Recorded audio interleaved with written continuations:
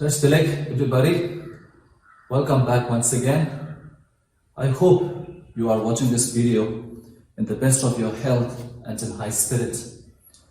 Well, as a matter of clarification, kindly note that the last chapter of recursion, which I've covered in a matter of 4 videos, has been dropped from this academic year's curriculum. So this will have no bearing as far as the board examination is concerned. Having said this, it'll be really nice if you could go through the videos and try to understand a bit. It will definitely help you in the long run. Well, for today's session, I would like to start a new chapter, and the name of the new chapter is Data Structures. This particular chapter undeniably has to be one of the most important chapters in your curriculum. So you have all the more reason to be even more attentive. So first and foremost, let us try to understand this particular term with an analogy. Let's say if you want to run a business of a mini supermarket, and then you have so many variety of items. So it's sheer common sense that you would like to keep things in specific group and in specific order. You would like to keep the groceries at one particular place, and then so on and so forth. You would like to keep certain kind of product in another place. So the benefit of organizing or keeping the things in order is so that when you get on with the actual operation of the business, the whole process will be simplified to a great length. So likewise, in computer softwares, the data is of utmost importance. So understandably, there is this urgent or dire need of keeping the data in a specific order, so that when the softwares that you design, when they start to operate on the data, the efficiency or the effectiveness with which the data will be accessed will be far more easier, and then it will be faster also. So in this particular chapter, we are going to learn various kinds of structures via which we could store, organize, therefore manipulate the data. Okay, so let us first try to differentiate between the data type and the data structure. This, in fact, is the first term which you have learned last year. Data type is a kind of, a type which is used to identify the set of values along with the well-defined operation which is used for stating the input and the output behavior. So if I could just repeat it, data type is used to define set of values first, and then along with the well-defined operation. And this operation will define the input behavior as well as the output behavior. For example, let's say you have various kinds of data type like int, you have car, and then you have boolean. You have learned all these, but in order to understand data structure better, I need to take the help of data type. So you have several data types. So when you want to specify integer value, you cannot have the decimal point. So this clearly defines a value for int, and the rule is you cannot afford to have the decimal point in between. Likewise, when it comes to identification of the operation, you cannot multiply 2 string values, which will give us an error. So again, you have this specific operation which states you cannot multiply 2 string values. So all in all, the data type, they are actually used to identify the operations which are allowed, to be done on certain set of values. So coming to the data structure. data structure, like I said a little bit earlier, it is nothing but a physical implementation. It's a physical implementation, or it's a format which clearly defines a way of storing the data, accessing the data, and manipulating the data which are stored in the data structures. Or in other words, the data structure is a named group of data which could be of homogeneous elements or heterogeneous elements. Homogeneous means the data which belong to the same type. Heterogeneous means the data belonging to different types. So data structure, to be specific, is nothing but a named group of data of similar data type or different data type, which can be stored in a certain specific way, and more importantly, they can be processed as a single unit. This is really important. So when you have bulk of data which could be stored in a very efficient way, effective way, as a result of which we could operate all these data under a single unit, this is what data structure offers. So first and foremost, we are going to learn the category and the subcategories of the data structure. I won't be explaining in detail. I'll be offering you the brief explanation of the topic and the subtopics. Okay, so I'll be writing some short notes. As of now, I'll be providing the link with which you will have a nice view of the slides, which will offer you a perfect explanation, rather detailed explanation on all these terms. So as of now, I'll just write this. It provides you the logical means of storing, accessing, and manipulating. Okay? Alright? So we are going to discuss, or we're going to learn, different ways of defining the data structure. So first things first, this, is divided into two types. The first one is built in, okay, and then the second category is user defined. All right. So you have the built-in and then you have the user-defined. So these are already a part of Python programming language. We have learned this already. If I just write these, you have the list, and then you have the tuple, and then you have the dictionary, and then you have the sets. Okay? We have learned list, tuple, dictionary in class 11. So today our focus, will be on the second category, the user-defined. So this again is divided into two more parts. Perhaps you could say simple user-defined data structure, and then you have the complex. Simple, and then you have the complex. The complex data structure is further divided into two parts. The first one is single level, and then you have the multi-level. Single level, and then you have the multi-level. In the simple user-defined, we'll be having a category called array. A-R-R-A-Y. This is a little difficult to pronounce, so why don't you pronounce this as array. Okay, I had difficulty.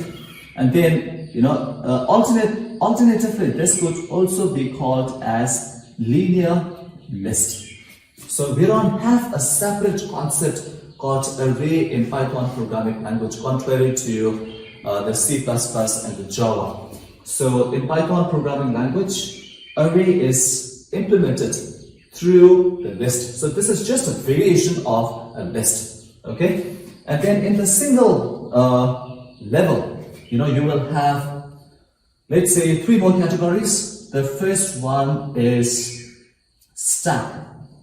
This is very important. And then equally important is the queue and then you have the linked list. Okay, you have the linked list, and then in the multi-level, perhaps you can have a tree, and then you have the graph, and then perhaps, if I were to add one more, you will have the hash. Okay, you have the stack, queue, linked list, which are the categories of single level. You have tree, hash, graph, okay, which are categories of the multi-level. So this is a complete view of the category and the subcategories of the data structure. So we are not going to touch upon these. We are done with these data structures last year. But having said this, our main focus will be on array, linear list, stack, queue, linked list, tree, hash, graph. These topics are beyond the scope of your textbook. So, but I would like to briefly explain you these 4 topics so that you will get a fair idea of what exactly these are. Alright? So, now the question is, why do we have so many data structures in the first place? If I cite an example, if you want to build a house, you would like different kinds of stuff like brick, the wood, the metal rod.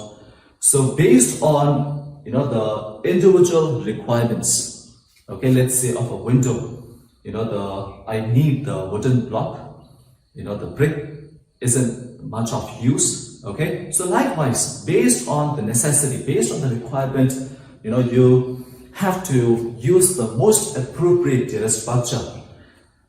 Let's say if you want to, this is simple, if you want to store the top 5 scores of computer science, okay, I just want to know for my reference, I would like to record the top 5 scores of computer science, okay, just the scores.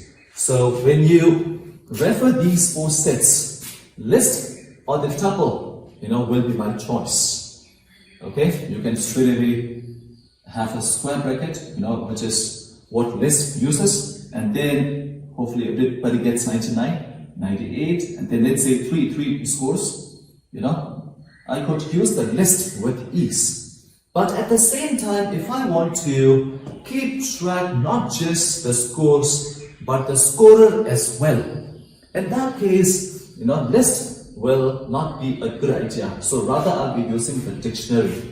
In dictionary, we have to use the parenthesis, where we'll have a pair of key and a value, right? So the fact that it has key and value, fits our requirement. This is going to be the key, and then this will be the value, okay? And then likewise, you can have 2 more pairs, which will not only keep track of the top scores, but that of top scorers as well. So this is a simple example why data structures are so important, alright? Now let's focus on the second category, the built-in, which is already a part of the programming language, but user-defined, is a data structure which is derived from the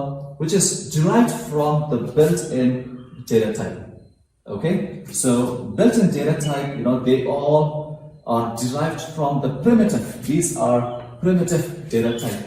When you look at list, tuple, dictionary sets, internally, the values are of the primitive data type like int, char, boolean, and real. Okay, but this user-defined data type is again a data structure which is derived from various combination and permutation of the built-in data structure. So this is derived from the primitive, and user-defined is derived from the built-in. And then you have, these data types, data structures are the ones which the user, should be defining as per the need and as per the necessity, right? So again, this is divided into 2 parts, simple and complex. The fact that you have the simple means these are pretty straightforward. You have the values arranged in sequential memory location. Okay, so there isn't much of the complexity and then in this category of simple data structure. However, in the complex, here what happens is, this particular data structure is combined in various formats or various forms. So this is like a one single unit, and then in the complex, this single unit could be, combined with other simple data structures in order to come up with a specific data structure like stack, queue, and linked list, tree, hash, and graph. So basically, this is one block, and such many blocks are combined in different format so that you could come up with a complex data structure. Okay, so now let us try to understand what is this array or linear list. As per the concept that we have learned in class 11, list could have the elements of either similar type or different type. For example, look at this. This is a list, or I can have a list like A and then 99, and then I can have true. Okay, so this is again a list. The difference between these two is this list has homogeneous elements. The elements are of similar data type, namely the integers. Here, this is again a list, but this list has elements of different data types, which could alternatively be referred to as heterogeneous. You have the character, you have the integer, you have the boolean, right? So, linear list or array is a subcategory of the list. So, whenever you have, look at this word linear. So, whenever you have list which has homogeneous elements, that's what we refer to as array or linear list. And then the fact that we have this word linear means the elements of array and linear list are stored in a contiguous memory location. This term is important. Contiguous means the location which sits next to each other. For example, if the address is 1000, okay, 1000, and then the next address will be 1004, 1004, 1008, 1012, it goes on and on. The integer value, assuming that integer value requires 4 bytes, okay, it requires 4 bytes, so 99 will be stored in 1000. Since it occupies 4 bytes, the next memory location will be 1004, and then I'll be storing 98. This goes on and on. So I'll not get into the detail. So contiguous means the elements will be stored in a sequential memory location. Hence, we call it as linear list. And then this array of linear list, like we have learned already, it's nothing but homogeneous elements which are stored sequentially that are referred to by a common name. And then individual element, could be referred to with the help of the index, which we have learned in list already. So this is, what is meant by array or linear list. Complex data structure is divided further into single level and multi-level. So in single level, as the name suggests, you will have just one level, either horizontally or vertically, preferring the view according to your understanding. But whatever said and done, there'll be just one level. Okay? But in multi-level, you will have the hierarchy structure. You will have one node at the top which branches and sub-branches. Okay? As per the structure, you have many levels. The root being the top level and the leaves being, the sub levels. Okay? And then each node from the root and to the leaves are connected through a link called, the reference pointer. So I won't be touching upon these tree, hash, and graph. So all these three data structures, they belong to the category of multi-level. The multi-level means they will have many levels, okay? And then stack, queue, and linked list, they all belong to the category of single level. I would like to touch upon the single and queue. Stack and queue. Stack, as the very name suggests, it's nothing but a pile, okay? Pile of books or pile of plates. So stack data structure refers to the list stored in a certain way which follows the technique of LIFO, L-I-F-O. So what is this stack? It's nothing but a pile of a list, okay? A pile of list. And then, the way the stack operates, follows the principle of LIFO. LIFO stands for last in, first out. Let's leave the programming example for a while. Let's take the real life example. Say you have a stack of plates or piles of plates, okay? So you go on piling, the plates in the kitchen after you're done with the dishing, okay? Dishwashing, and then you pile up the plates. Say you have 10 plates. So if you would like to use the plate, the last plate or the topmost plate, all right, or the last, the plate will be the first one that is to be used. Or in other words, the last plate, that got into the stack will be the first one that is going to get out. Okay, I hope you get me. So in stack, what happens is the last one will be the first one out. So, and then again, the pile of books, okay, similar example. And then some other examples with regard to programming could be when you browse the websites, all right, you get into the tcvbio.net website, and then you have links like, you get into the home page first, and then you have links like A, B, C, D. And then your browsing process is going to be like this. Step 1, open the home page, you click on A, B, C, and D, right? So when you click on the back button, what happens? From D, you move on to C. And then from C, you move on to B, A, and the home page, right? So when you started, the browsing, you reached the last link or the last page, namely D.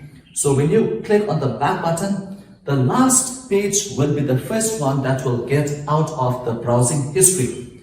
So if you are a web developer, in order to consider this situation as a part of your web software, the stack, is a perfect choice.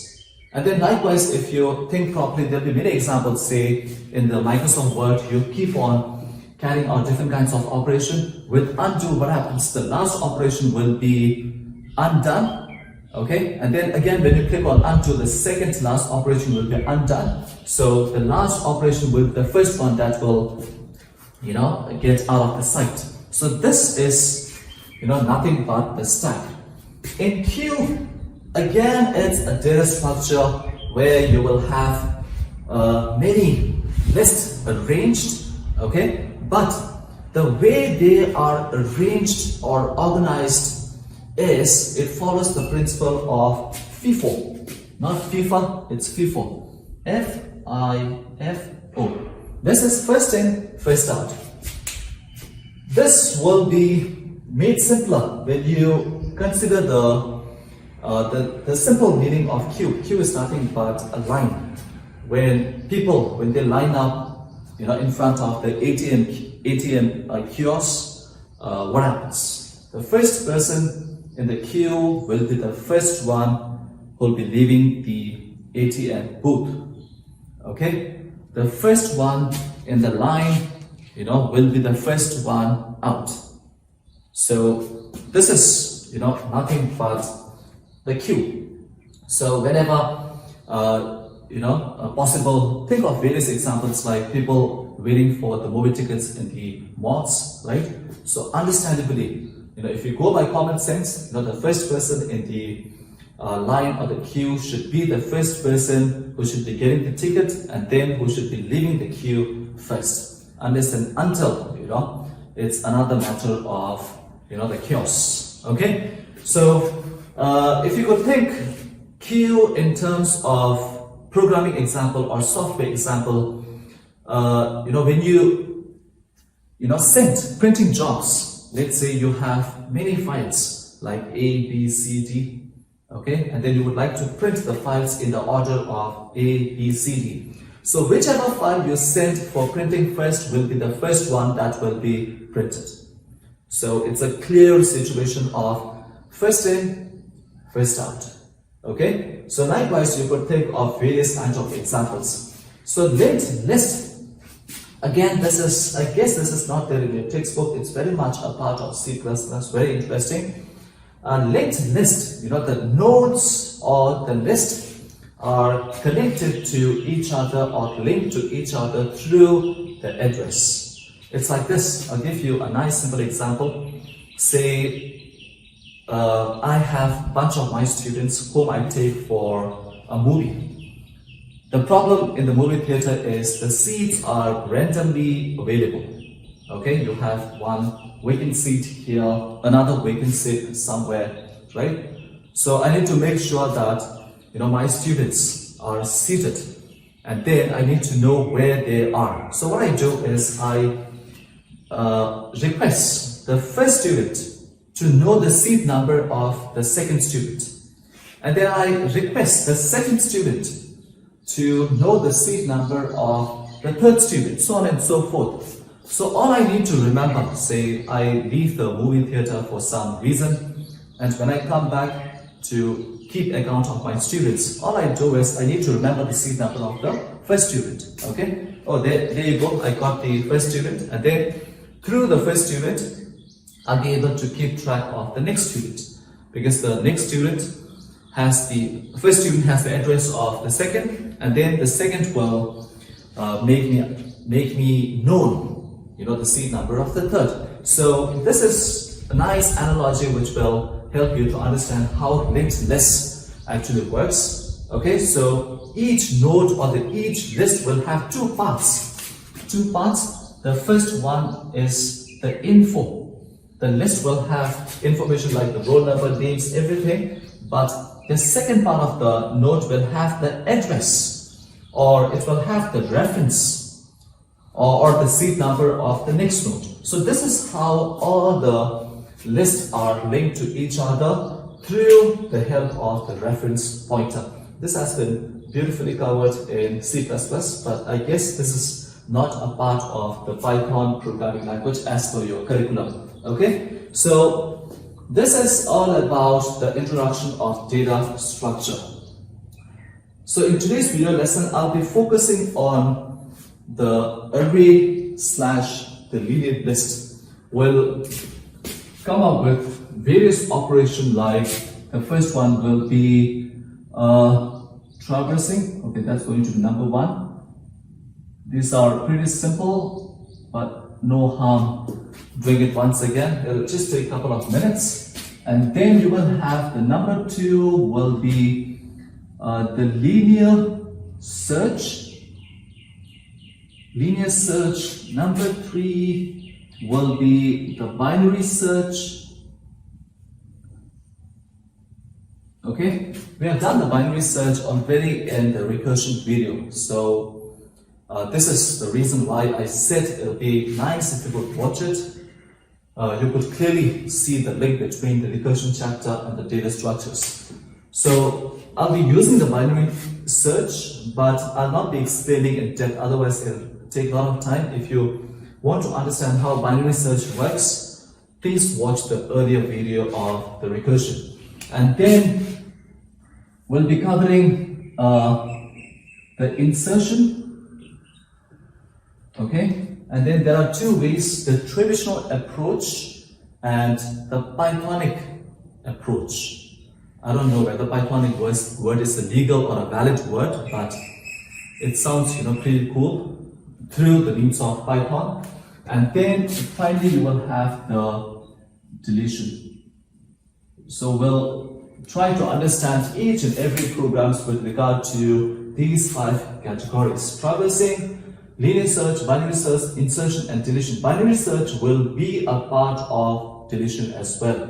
So you will have 2 more programs for number 4 and 2 more programs for number 5. Now let's start with the first one, traversing. Traversing means accessing each element of the linear list. I want you to get one thing absolutely clear. We are going to deal with the list, but this list will contain the homogeneous elements. It's going to just contain the similar kind of data type, and the example that I'm going to deal with will be the integer data type. So let's do the traversing first. Let's say I have a list. Whenever you use the variable of list, make sure that this is uppercase L. The lowercase L of list is the keyword which is used to prepare a list. If you could remember, the list chapter the last year. So make sure that you have this big L, and then let's say I have values like 10, 20, 30, 40, and 50. So traversing means walking through the individual elements, or accessing the individual elements of the list is what we call as traversing. This is very important because it is often used in the other kinds of programs like linear search, binary search, insertion, and deletion, even though the traversing itself has no specific purpose as such, but when it comes to the larger program, this plays an integral part of those kinds of programs. So this is pretty simple. Say 4 item in list, okay, and then perhaps you could print the item. There are several other ways to do it.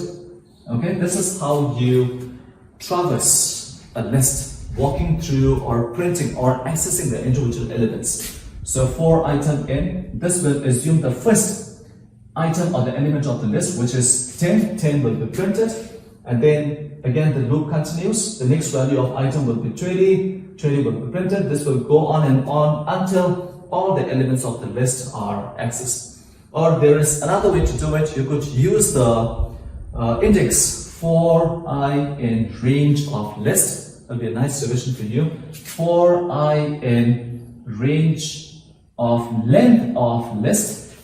Length of list is 1, 2, 3, 4, 5, but the number 5 itself will not be considered. So if the value of I starts from 0, it will finish at 4. So this is exactly how the index refers: 0, 1, 2, 3, 4. So you could use the name of the list along with the index to print the individual elements. So there are 2, or there could be several other ways to traverse the list. So this is the first one. The second program is linear search. Linear search is again very simple. Okay, linear search means you'll be searching for a specific element one by one. Now that's the definition of linear search. So let's do it through, this is number 2. Let's do it through a function. The name of the function will be L search. Okay, it's very simple. And then you have the list argument followed by ELE, the element that we would like to search in the list. And then let's get the size. Size equals, okay, size equals, you have the length of list, okay, and then for I in range. I'm purposely using the second method of traversing. I could use this traversing here, but let's use the index method, and then you have the size, okay, like this. And then for I in range size, let's do the comparison. If a list of I is equal to the element. Okay, if the condition is true, you have to return the value of I. Okay, so the value of I starts from 0. The value of I starts from 0, and then the list of 0, which is 10, will be compared to ELE. If the value of ELE is 30, okay, so list of 0 is 10, 10 will not match with 30, and then again the loop resumes. When the value of I becomes 1, list of 1 is 20, 20 again doesn't match, and then finally when the value of I becomes 2, 0, 1, 2, okay? So finally when the value of I becomes 2, there will be a match, and the value of I, which is 2, will now be returned, okay? And then however, corresponding to this, however, if the element to be searched is not found in the list, perhaps you could have the statement like return, okay, -1, assuming that we don't have any negative index as such, right? So this is how the linear search program is going to work. Let's say if I would like to search for 50, or let's say 60. All right, 60 is not there in the list. This condition will never be true. This condition will never be true, okay? And then finally, when the loop finishes, executing, this is the next statement in Q, and then -1 will be returned. -1 will be returned to the main part of the program. If I just complete the program, let's say you will have the list equals, let's do this real quick, 10, 20, 30, 40, and then you have 50, and then the element to be searched is, let's say, 30, and then say position is equal to, let's make the function call L search, and then I send 2 arguments. The first one is list, or you can have different names or similar names. Even if you use the similar names, since they belong to a different scope, they will be treated as a different variables. And then one just send the ELE, so the whole list will be copied will be sent to list. Since list is mutable data type, any changes, in this particular list will be reflected in the original list. And then, the ELE 30 will be sent to, okay, this, and then this will go on. Either the value of I starting from, if the element is found, then you will have the value of I starting from 0 till 0, 1, 2, 3, 4. Okay, so the moment there is a match, the index value, which in this case will be 2, will be returned, and then this will be the end of the function call, and then the value of I, which is 2, will replace this and it'll be assigned to position. And then perhaps you could have 2 more statements like, if the position is equal to -1, the element is not found, else the element is found at the variable of position, right? So this is again a very simple program with regard to the linear search, okay? There are other ways to do it, but I guess this is the most straightforward way of searching the element in the linear list based on linear search, right? Now let's do okay, we are done with traversing and linear search. Now let's move on with the insertion, because we have done this already, binary search, but we would like to have this as a part of the deletion, all right?